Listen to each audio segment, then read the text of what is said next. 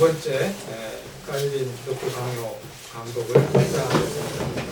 오늘 우리가 그 칼빈이 그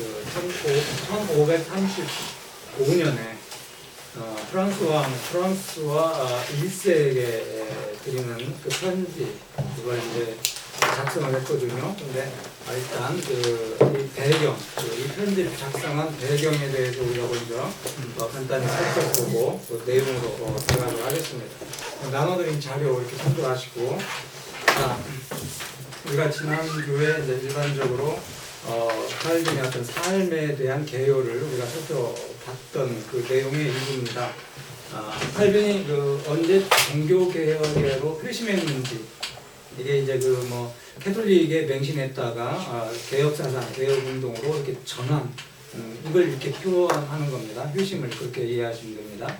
언제 그 칼빈이 캐톨릭에서 개혁 운동으로 회심했는지 하는 질문은 수없이 많은 그 연구의 주제가 되었던 거지만은 기록에 의한 증거가 흔하지 않다고 그렇게 알려져 있습니다.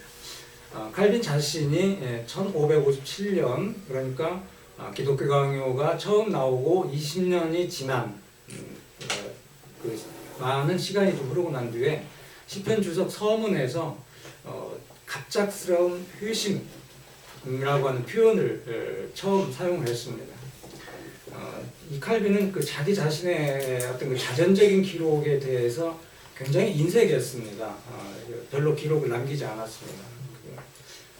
그런 부분이 왜 그러는지는 이제 우리가 칼빈의 어떤 그 기본 사상 중에 하나인 솔리데오 글로리아, 하나님께만 영광이라고 하는 것과 이제 같은 맥락이에요. 자기에 대해서 많은 걸 알려주려고 하지 않았습니다. 아마 1534년 5월 4일 이전에 일어났을 것이다 추측하는 겁니다. 왜냐하면 그가 어릴 적부터 12살 때부터 성직록을 이렇게 받았는데 그날 성직록을 포기하기 위해 고향 노용으로 이제 갔기 때문이라는 거죠. 그런데 1533년에 일어났다라고 하는 그런 또 그 가설도 있습니다. 왜냐하면 이제 그 1533년 가을에 만성절이죠. 11월 1일. 니콜라 콥이라고 하는 그 칼빈 그 친구였고 파리 대학 총장이었는데 이제 이분이 마띠랭이라고 하는 교회에서 개학 강연을 했어요. 근데 강연의 주제가 산상설교의 팔복에 대한 해설이었습니다. 이것은 바로 복음 사상, 그러니까 개혁 사상의 선포식과 같았다고 그렇게 알려져 있습니다. 그것은 바로 캐톨릭의 핵심 장소에서 행한 복음 강연이었습니다. 그 교회의 프란치스코파 수도사들이 즉각 콥을 이단으로 고발을 했고, 강연을 한 지 몇 주 후에 콥은 그의 고향 바젤에 살기 위해서 파리를 떠났습니다. 콥의 강연 중에 일부를 칼빈이 작성했다라고 하는 그런 또 가설들이 있는데, 이게 사실인지 어쩐지는 아직 밝혀지지 않았습니다. 만약 그것이 사실이라면은 칼빈이 1533년 가을에 이미 종교개혁에 호의적이었고, 이 복음회로의 전향, 그러니까 개혁 사상을 이제 완전히 자기 것으로 받아들였다, 그런 사실을 특기할 수 있는 겁니다. 자, 근데 1534년 10월 17일하고 18일 밤에 파리에서는 그 벽보 사건, 브레카드 사건이라고 하는 아주 놀라운 그런 일이 벌어졌습니다. 미사를 반박하는 글이 파리 도시 곳곳에, 심지어 앙부아즈에 있는 그 왕의 침실 방문 앞에도 그 벽보가 나붙었습니다. 이 사건으로 이 프랑스와 1세가 아주 큰 충격을 받았다고 합니다. 그리고 난 뒤에 이 개혁운동이라고 하는 이 세력을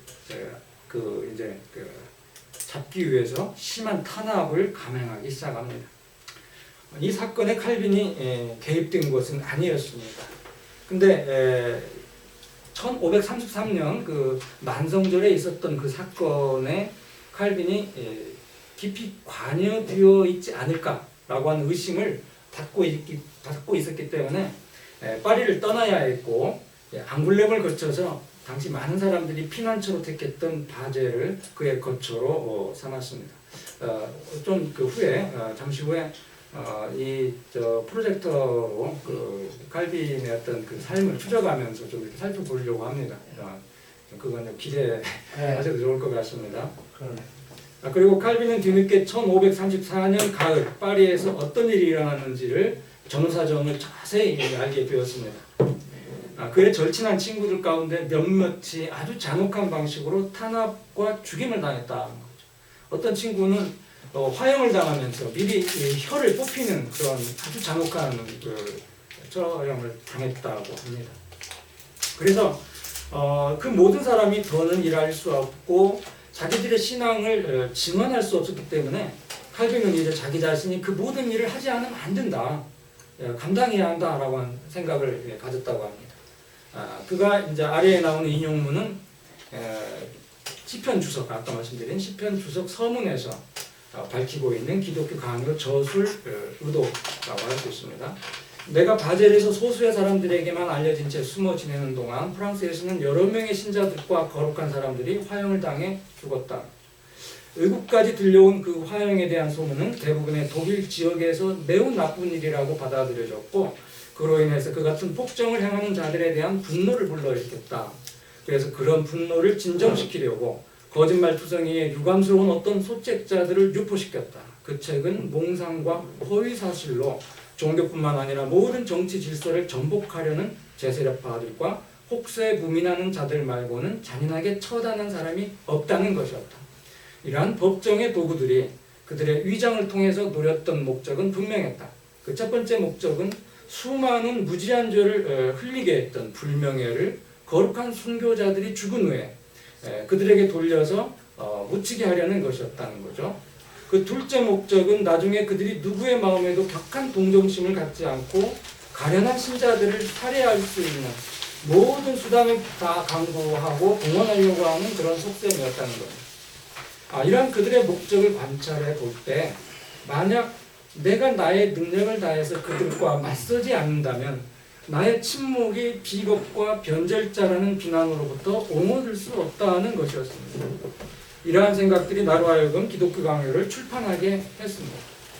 첫째 목적은 이러한 세편들이 잘못된 것이고 날조된 것이라는 점을 증명하여 형제들의 죽음이 주님 보시기에 고귀하다는 것을 입증하기 위한 것이었다. 둘째 목적은 그와 같은 잔악한 행위가 많은 불행한 사람들에게 곧 행사될 것이기에 다른 나라들로 하여금 그들에게 최소한의 동정과 염려가 생기게 하기 위해서였다. 그 책이 출판되었을 때 지금의 것과 같이 내용이 풍부하며 노력을 기울인 작품이 아니었다. 단지 그것은 기독교의 주요한 진리들에 대한 개요가 담긴 작은 논문에 불과했다.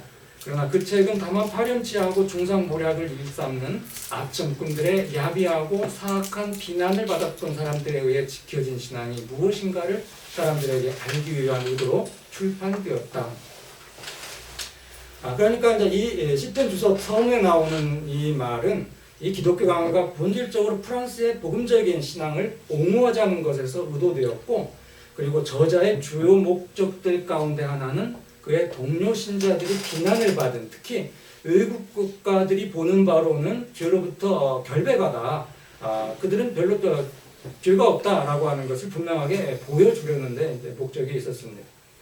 바로 그것이 기독교 강요를 우선 학계 공용어인 라틴어로 저술한 이유였다고 할 수 있습니다. 자, 그런데 정확하게 이제 이 프랑스 개신교도들이 비난을 받은 죄가 무엇이었는가라고 하는 거죠. 비록 그 기독교 강요가 1536년 그 봄에 바젤에서 인쇄되었다고 할지라도 칼빈은 그의 원고를 이미 한 해 전 1535년 여름에 완성했습니다. 우리는 서문의 왕에게 보낸 편지에 1535년 8월이라고 적혀 있다는 사실 때문에 이 사실을 알고 있습니다. 게다가 이 1535년은 프랑스 지식인 계급으로부터 비판의 파도를 일으켰던 벽보 사건 이후에 그 나라의 그 복음 전도자들을 향해 보인 프랑스와 1세의 입장에 일시적인 경직과 일치합니다. 벽보는 단지 양쪽 진영의 온건파들에 의해 시작되었던 화해, 조정의 과정을 방해했을 뿐만 아니라 또한 그 왕국의 지성인들 가운데 어떤 자들에게는 맹목적이고 격렬한 왕고함의 히드라와 관계를 끊으라는 확신을 주었기 때문입니다. 마침내 프랑스와 1세는 칼 5세, 신성로마 제국의 칼 5세와 맞서 동맹을 맺은 독일의 영주들에게 그의 이교도 진압의 정당성을 인정받고자 했습니다. 독일 제국의 국가들에게 보내는 1535년 2월 1일자 각서에서 프랑스와 1세는 종교를 가장하여 그의 국가를 공격한 어느 누구나 치안 방해죄를 범한 것이다 라고 선언을 했습니다. 그러므로 이제 칼빈은 어느 정도는 그의 동료 신자들에게 가해진 치안 방해죄라고 하는 비난을 부인한 목적으로 프랑스와 1세에게 보내는 편지를 그의 기독교 강요 서문에 썼던 겁니다. 그 책에 이어지는 모든 판들에서 나타나는 이 편지는 본질적이고 교리적이고 정치적인 성격의 비난들을 논박하며 종교개혁을 수호하려고 하는 탄원이었다라고 제가 말씀드릴 수 있습니다. 그 인용문은 이제 우리가 확인할 수 있습니다. 자, 우리가 이제 그 강도이니까요. 이 책의 내용을 간단하게 확인하면서 간단한 해설을 곁들이면서 말씀드리겠습니다. 자, 이 섬, 프랑스 왕 1세에게 드리는 헌사 한번 보십시오. 책이 쓰여질 당시의 배경은 우리가 확인했던 바로 그런 내용이니까 넘어가도 좋겠습니다. 자, 그 43쪽 보시면은 치안 방해죄라고 적시된 그 죄목이 이제 이렇게 설명이 됩니다. 캐톨릭 그 교도들이 그 프랑스의 그 개신교들 복음주의자들에게 하는 그 비방의 내용입니다. 제왕의 주권을 탈취하고 모든 법정과 그 판결을 무너뜨리고 일체 질서와 정부를 전복하며 국민의 평안과 안녕을 교란시키며 모든 법을 폐기하며 43쪽에 모든 통치권과 소유를 분산시키는 것, 간단히 말해서 모든 것을 혼란의 와중으로 몰아넣으려고 하는 것이 곧 내가 옹호하고자 하는 교리의 유일한 목표다라고 저들이 비난하고 있다는 거죠. 그래서 이러한 비방이 사실이라고 한다면 그 교리를 주장하는 자들이 1000만 번 교수형에 처해야 한다, 화형에 처해야 한다라고 판단하는 것은 지극히 당연한 일이다라고 칼빈이 말을 하고 있습니다. 자, 그러면서 그 구체적으로 이제 핍박을 받고 있는 신앙 동지들을 위해서 탄원이 이제 나오고 있습니다. 자, 마지막 아랫부분입니다. 무적이 폐하하시어 이 주장에 대해 폐하께서 충분한 심리를 해 주시도록 요구하는 것이 부당하다고 생각되지 않습니다. 지금까지 혼란 속에서 이 주장은 전혀 법 질서에 따라 취급을 받지 못했고 또한 법적으로 신중하게 다루어지기보다는 오히려 난폭한 격정에 따라 대우를 받아왔습니다. 넘기시고 세 번째 줄입니다. 나는 오히려 그리스도의 주장이자 모든 신자가 공통적으로 가지고 있는 주장을 지금 변호하려는 것입니다. 이 주장은 현재 폐하의 나라에서 완전히 찢기고 유린당해 가장 비참한 상태에 놓여있고 이것도 폐하의 승인 없이 어떤 바리새인들의 횡포에 의해 자행되고 있습니다. 자, 아랫부분으로 내려갑시다. 가장 영명하신 폐하시여 지금 어떻게 하면 하나님의 영광이 지상에서 안전하게 보존될 수 있을까? 또 어떻게 하면 하나님의 진리가 그 존엄을 그대로 유지할 수 있을까? 이때 폐하께서는 이 정당한 변호에 대하여 귀한 마음을 막지 않으셔야 할 것입니다. 자, 계속됩니다. 45쪽 두 번째 줄. 사실 진정한 왕은 왕국을 통치함에 있어서 자신이 하나님의 사역자라 사실을 인정해야 합니다. 그러나 자신의 나라를 다스림에 있어서 하나님의 영광을 위해 봉사하지 않는 왕은 벌써 왕적 통치를 행사하는 것이 아니라 약탈을 일삼는 자인 줄 압니다. 중간 부분. 사실 우리가 얼마나 보잘것없는 미천한 소인이라는 것을 너무도 잘 알고 있습니다. 물론 우리는 하나님 앞에서 비참한 죄인들이고 세상 앞에서는 가장 경멸을 받을 존재입니다. 그리고 만일 폐하께서 부르고 싶으시다면 우리를 이 세상의 배설물이나 찌꺼기라고 불러도 무방하며 이보다 더 추악한 이름을 붙여도 마땅한 존재입니다. 하나님 앞에서는 다만 그의 긍휼밖에는 자랑할 것이 아무것도 없습니다. 그러나 네, 아랫부분입니다. 그러나 우리의 교리는 세계 모든 영광 위에 우뚝 솟아나야 하며 일체의 세상의 권세가 정복할 수 없는 것이어야 합니다. 그것은 이 교리가 우리에게서 나온 것이 아니라 살아계신 하나님과 그리스도에게서 나온 것이기 때문입니다.